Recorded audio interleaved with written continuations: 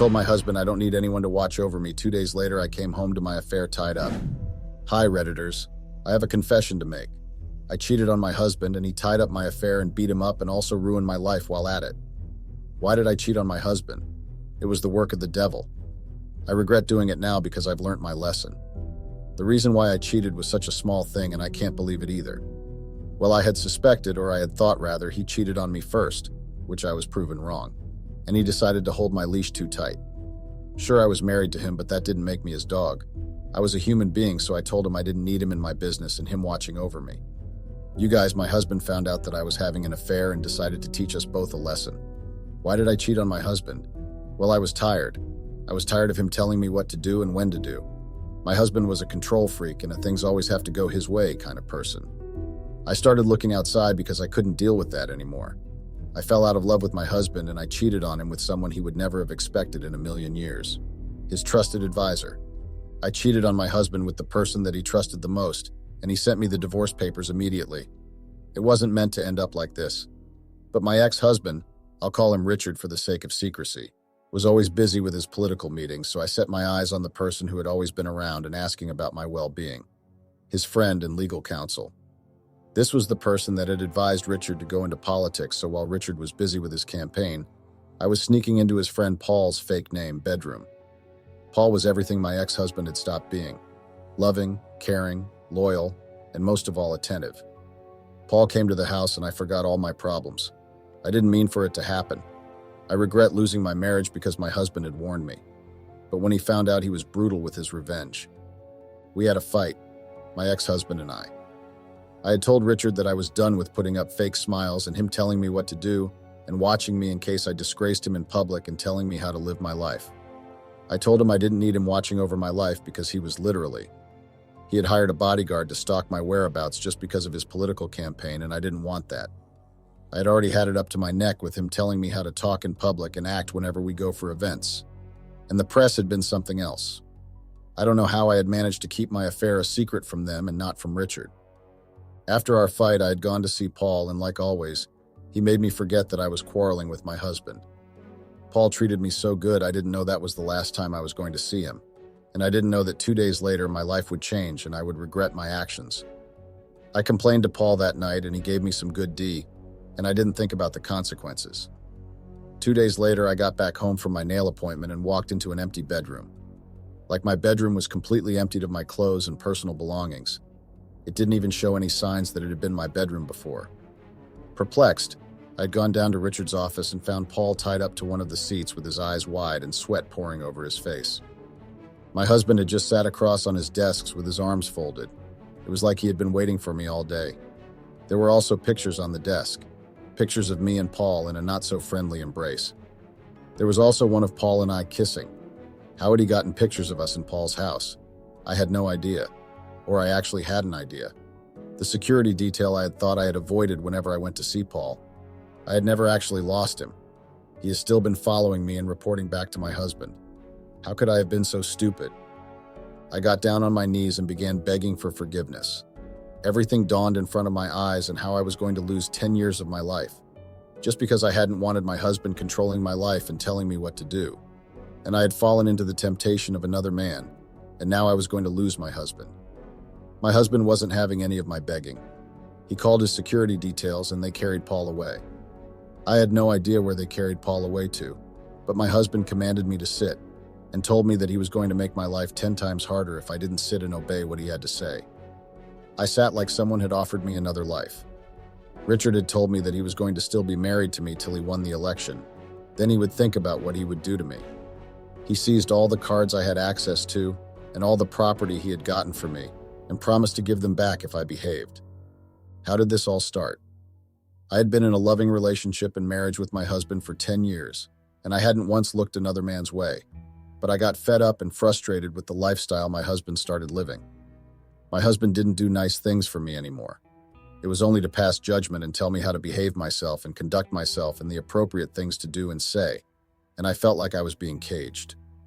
All these started up when my husband decided he wanted to run for a Senate position. Yeah, my husband said he wants to get into a place of power. This was how everything went to shit in my marriage. I didn't know how we got here. I hated it, and it pushed me to do what I never imagined myself doing, and that was cheating on my husband. Don't come for me, guys. I regret my actions, and I don't know how else to beg my husband that I was sorry for what I did, and he should take me back. My name is Michelle. My middle name, of course, from my Meemaw. I can't afford for my husband to view this post and trace it back to me. I'm 36 years old. I'll call my husband Richard for the sake of secrecy, and he's 45 years old. I met my husband in college. He was a keynote speaker to one lecture my faculty held on a particular day, and I found him interesting and intellectual. He was smart. My ex-husband is still smart, but anyway, that was what had pulled me to him in the first place. I loved how he could say things and still not make me look stupid. After the lecture, I had summoned the courage and went to meet him, and the rest was history. We became friends, and from there started hanging out a lot. My husband and I shared the same goals. Well, not exactly the same, but something similar. He wanted a big family, and I wanted a family too. After I graduated from college, he asked me to be his girlfriend and paid for my master's degree. Yes, this was the beginning of my husband's controlling tendencies, but I had been blindly in love with him to take note of what he was doing, or what it was. He fully funded my schooling for my master's degree and told me I had to get a second degree to my name if I wanted to be relevant in the career world. I had accepted it and had done my master's, and then once I was done, Richard had popped the question. I had been ecstatic to marry him. I was in love with him back then and couldn't wait to build my life with him. Plus, Richard was a fine man, he still is, and I had thought that with him as my husband that I was going to make fine children. Richard and I got married in an elaborate and elegant event. His parents had been there to give me off. They practically knew me, and I was already like a daughter to them, and since I had no parents, they had decided to give me off. I had cried my eyes out on that day. Anyway, our wedding had been everything I had dreamed of, and I had gotten married to the best man. Life with Richard was great, and I had spent 10 years loving him faithfully and not looking the other way. I don't know what the heck entered me, but I got too paranoid with him. 3 years into our marriage, Richard said he didn't want children anymore, that it would spoil our marriage and the love we have for each other. I didn't argue about that. I just wanted to do anything that would please him. Richard said I should do this. I went and got it done. Richard told me that I needed to learn a skill and be good at it. I went ahead and did just that. That was the summary of my marriage to Richard. I lived and breathed my husband, and I didn't have any complaints about it. But everything changed once we celebrated our 10th year wedding anniversary, which was earlier last year. Richard said he wanted to begin his political career. All my life was about to take a slightly different turn than the norm. My husband announced this to friends and family, and most importantly, me, on the night of our wedding anniversary. He hadn't called me aside to talk to me and tell me this was how things were going to go. I was literally finding out on the night that everybody was finding out. I was pissed as hell. I should have suspected because he had come to me all of a sudden with talks of how we should get kids and how I needed to visit the hospital for checks so they would know the way forward from there.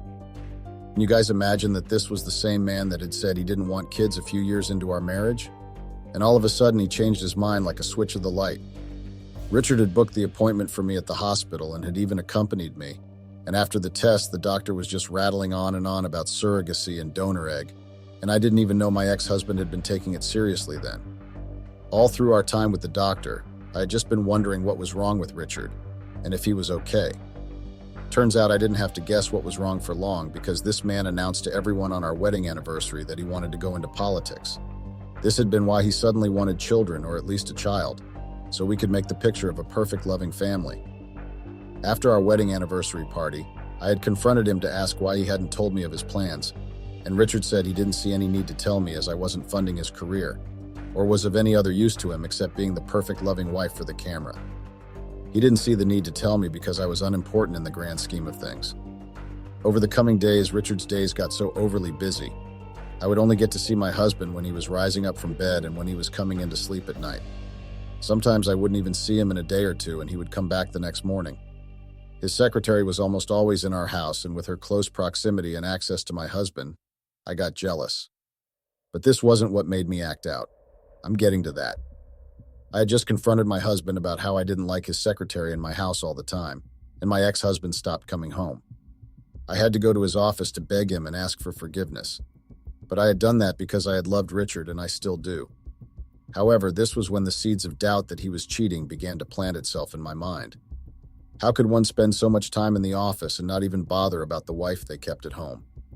So I decided to test out my theory on Richard, to see if he has still cared about me. Wrong mistake. I found out he didn't.